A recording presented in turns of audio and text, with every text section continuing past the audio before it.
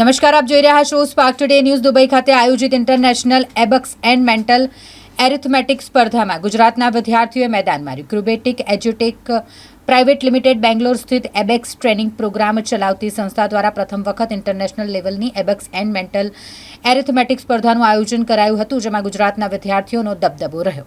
જે વિશે વધુ માહિતી ક્યુબેટિકના હેડ જગદીશ પટેલે આપી છે.